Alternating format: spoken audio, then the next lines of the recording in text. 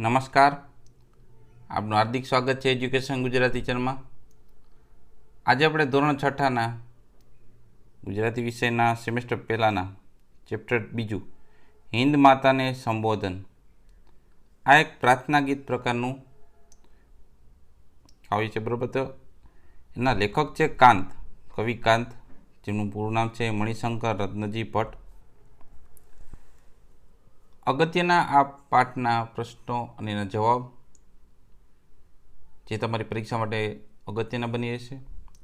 પ્રશ્ન પહેલો એમ છે, નીચેના દરેક પ્રશ્નના ઉત્તર માટે આપેલા વિકલ્પમાંથી સાચો વિકલ્પ શોધીને તેનો ક્રમ અક્ષર પ્રશ્નની સામે આપેલા બોક્સમાં લખો. પેલો પ્રશ્ન એમ છે કે કવિ હિન્દને કોની ભૂમિ તરીકે ઓળખાવે છે? ઓળખાવે છે દેવોની ભૂમિ. બીજો પ્રશ્ન, ઈસુ ખ્રિસ્તમાં વિશ્વાસ રાખનાર માટે કાવ્યમાં કયો શબ્દ વપરાયો છે? તે વપરાય છે વિશ્વાસી. ત્રીજો પ્રશ્ન, કવિ સૌને સાથી સમાન ગણે છે, તો સમાન માતા છે તેથી કવિ સૌને સમાન કહે છે. ચોથું, સંતાનો ભેગા મળીને એકસાથે શું કરે છે? તો સંતાનો ભેગા મળીને એકસાથે પ્રાર્થના કરે છે. પાંચમો પ્રશ્ન, આ કાવ્યના કવિનું ઉપનામ જણાવો. તો એ છે કવિ કાંત. પ્રશ્ન બીજો, નીચેના પ્રશ્નોના ઉત્તર એક એક વાક્યમાં લખો. પહેલું, કવિ વંદન સ્વીકારવાનું કોને કહે છે? કવિ વંદન સ્વીકારવાનું હિન્દ માતાને કહે છે. બીજો પ્રશ્ન, હિન્દ માતા સંતાનોનું પોષણ કેવી રીતે કરે છે? હિન્દ માતા સંતાનોનું સારું ખાનપાન આપીને પોષણ કરે છે. ત્રીજો પ્રશ્ન, ભારતમાં કયા કયા ધર્મ પાળતી પ્રજા વસે છે? તો ભારતમાં હિન્દુ, મુસ્લિમ, ખ્રિસ્તી, પારસી અને જૈન ધર્મ પાળતી પ્રજાઓ વસે છે. પ્રશ્ન ચોથો, ભારત ભૂમિને કવિ માતા તરીકે કેમ સંબોધે? તો ભારતની ભૂમિ માતાની જેમ ખાનપાન આપીને હિન્દમાં વસતા લોકોને પોષે છે, તેથી ભારત ભૂમિને કવિ માતા એટલે કે હિન્દ માતા કહે છે. પાંચમો પ્રશ્ન, ભારત માતાના સંતાનો છેલ્લે શી પ્રાર્થના કરે છે? તો ભારત માતાના સંતાનો છેલ્લે પરસ્પર પ્રેમ કરવાની અને એકબીજાને આધારરૂપ બનવાની પ્રાર્થના કરે છે. પ્રશ્ન છઠ્ઠો, આ કાવ્યમાં કયો ભાવ રજૂ થયો છે? તો આ કાવ્યમાં દેશભક્તિ તેમજ સંતાનોને પરસ્પર સંપ અને પ્રેમથી રહેવાની શુભ ભાવનાનો ભાવ રજૂ થયો છે. પ્રશ્ન ત્રીજો, નીચેના પ્રશ્નોનો ઉત્તર લખો. પહેલું, હિન્દ માતાના સંતાનો તરીકે કવિ કોને કોને ગણાવે છે? તો હિન્દ માતાના સંતાનો તરીકે કવિ હિન્દુ, મુસલમાન, ખ્રિસ્તી, પારસી, જૈન તેમજ રોગી, નિરોગી, નિર્ધન અને તવંગર તેમજ જ્ઞાની અને નિરક્ષર ઉપરાંત વાલ્મીકી, વ્યાસ, નાનક, મીરા, કબીર, તુલસીદાસ, અકબર, શિવાજી વગેરેને કવિ ગણાવે છે હિન્દ માતાના સંતાનો. બીજો પ્રશ્ન, ભારતમાં વસતી પ્રજાને કવિ સમાન શા માટે ગણે? તો ભારતમાં વસતી પ્રજાને કવિ સમાન ગણે છે કારણ કે ભલે ધર્મ અલગ હોય પરંતુ તે સૌ પહેલાં તો તે હિન્દવાસી છે, એટલે સમાન ગણાય છે. પ્રશ્ન ચોથો, નીચેની કાવ્ય પંક્તિ પૂર્ણ કરો. પહેલું, પોષો તમે સૌને શુભ ખાનપાન બક્ષી, સેવા કરે બને તે સંતાન સૌ તમારા. બીજી છે, સૌની સમાન માતા સૌ એ સમાન તેથી ના ઊંચ નીચ કોઈ સંતાન સૌ તમારા. પ્રશ્ન પાંચમો, અવિભાગની વ્યક્તિને બ વિભાગના વિગત સાથે જોડી ક્રમાંકમાં લખવાનું છે. વાલ્મીકી તો એ છે રામાયણ ગ્રંથના કર્તા. બીજું, વેદ વ્યાસ તો એ છે મહાભારત અને પુરાણોના કર્તા. ત્રીજું, તુલસીદાસ તો એ છે રામચરિત માનસ ગ્રંથના કર્તા. નાનક તો એ છે શીખ ધર્મના સ્થાપક. પાંચમું, કબીર તો એ છે પ્રસિદ્ધ ભક્ત કવિ અને સંત. પ્રશ્ન છઠ્ઠો, પ્રાર્થના વિશે 6-7 વાક્ય લખો. તો પ્રાર્થના મનુષ્યને નમ્ર બનાવે છે. જીવનને ઉમદા બનાવવા માટે પ્રાર્થના શ્રેષ્ઠ માર્ગ છે. જગતના બધા ધર્મોમાં પ્રાર્થનાનું વિશેષ મહત્ત્વ છે. પ્રાર્થના માનવીને દયા અને નિસ્વાર્થ જેવા ગુણો આપે છે. ખ્રિસ્તી દેવળોમાં દર રવિવારે ખાસ પ્રાર્થના કરવામાં આવે છે. મુસલમાનો દર શુક્રવારે ખાસ નમાજ રૂપે પ્રાર્થના કરે છે. મહાત્મા ગાંધીજીની પ્રાર્થના સભાઓ ખૂબ લોકપ્રિય બની હતી. પ્રાર્થના નવજીવનની સંજીવની છે. પ્રશ્ન 7મો, નીચે આપેલા શબ્દોના સમાનાર્થી શબ્દ લખો.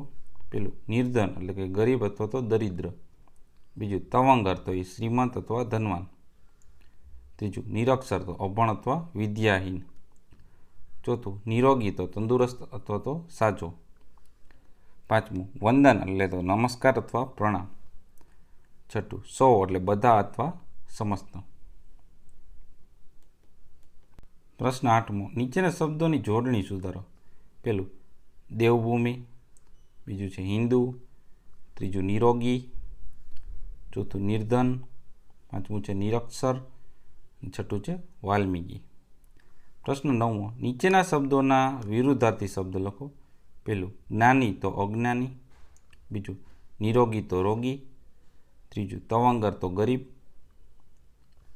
ચોથું ઉચ્ચ તો નીચ, પાંચમું સમાન તો અસમાન, છઠ્ઠું સાક્ષર તો નિરક્ષર. પ્રશ્ન 10મો, નીચેના શબ્દોનો વાક્યોમાં પ્રયોગ કરો. પેલો છે વંદન, તો સૌએ ગુરુને વંદન કરવા જોઈએ. બીજું સેવા, તો સેવા એ શ્રેષ્ઠ ધર્મ છે. ત્રીજું છે વાલ્મીકી, વાલ્મીકી એ રામાયણ નામના ગ્રંથ લખ્યો છે. ચોથું કબીર, તો કબીર સંત અને સાધક હતા. પ્રશ્ન 11મો, નીચેના શબ્દ જોડકાનો દરેક શબ્દનો અર્થ લખો. તો વદન એટલે મુખ અને વંદન એટલે પ્રણામ. બીજું છે જીન એટલે જૈન અને જીન એટલે ઘોડાનું પ્રલાપ. પ્રશ્ન 12, નીચેના શબ્દો શબ્દકોશના ક્રમમાં ગોઠવો.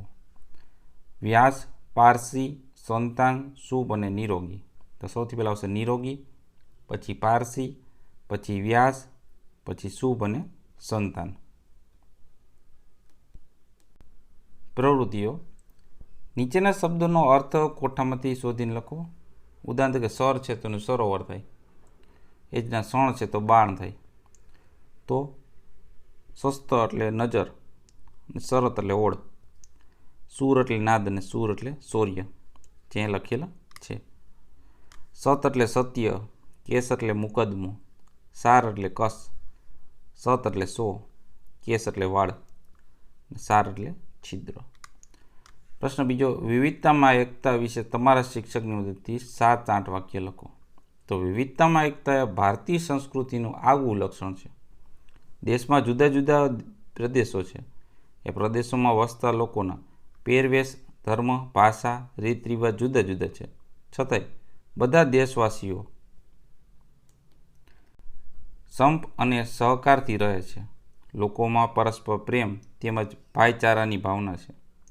પરદેશીઓના અનેક આક્રમણ થયા છતાં આપણે ભારતીય છીએ એ ભાવના અખંડિત રહી છે. એકબીજાના તહેવારો સાથે મળીને ઉજવીએ છીએ. આ રીતો વિવિધતા આપણી વિશેષતા છે. એ જ રાષ્ટ્રીય એકતા, એ જ આપણું ગૌરવ છે. પ્રશ્ન ત્રીજો, નીચેના ખાલી જગ્યાના ધર્મના નામ પ્રમાણે ધર્મગુરુ, ધર્મગ્રંથ અને ધર્મસ્થાનના નામ લખવાનું છે. હિન્દુ, તેના ધર્મગુરુ છે આદિ શંકરાચાર્ય. ધર્મગ્રંથ છે રામાયણ, મહાભારત, ભગવદ્ ગીતા. ધર્મસ્થાન તો મંદિર. એ જ રીતના મુસ્લિમ, તો એમાં ધર્મગુરુ છે મોહમ્મદ પૈગંબર. ધર્મગ્રંથ છે કુરાન શરીફ. ધર્મસ્થાન છે મસ્જિદ. ત્રીજું શીખ, તેમના ધર્મગુરુ છે ગુરુ નાનક. ધર્મગ્રંથ છે ગુરુ ગ્રંથ સાહેબ. ધર્મસ્થળ ગુરુદ્વારા. ચોથું છે ખ્રિસ્તી, તેમના ધર્મગુરુ ઈસુ. ધર્મગ્રંથ બાઇબલ. ધર્મસ્થાન દેવળ. પાંચમું છે પારસી, તો એના ધર્મગુરુ છે હસો જરસ્યુસ. પછી ધર્મગ્રંથ છે અવેસ્તા. ધર્મસ્થાન છે અગિયારી. એ જ છઠ્ઠું જૈન છે, તો એમના ધર્મગુરુ મહાવીર. ધર્મગ્રંથ છે આગમ અને ધર્મસ્થાન છે દેરાસર. સાતમું છે બૌદ્ધ, તો બૌદ્ધના ધર્મગુરુ છે બુદ્ધ. ધર્મગ્રંથ છે ત્રિપિટક. ધર્મસ્થાન છે વિહાર. પ્રશ્ન ચોથો, નીચેના ધર્મ પ્રતીકો આપ્યા છે. દરેક પ્રતીક નીચે જે તે ધર્મનું નામ કોષમાંથી શોધીને લખવાનું છે. આ પ્રતીક છે શીખનું, મુસ્લિમ, પારસી, ખ્રિસ્તી, એ જ રીતના યહૂદી, હિન્દુ, જૈન અને બૌદ્ધ. આ એમના પ્રતીકો છે. તો આ તો આપણે વિડીયો ધોરણ 6ના ગુજરાતી વિષયના સેમેસ્ટર પહેલાંનો ચેપ્ટર 2નું. તમને આ વિડીયોમાંથી ઘણું બધું શીખવા મળ્યું છે. જોતા રહો એજ્યુકેશન ગુજરાતી અને શીખતા રહો. થેન્ક યુ, આભાર.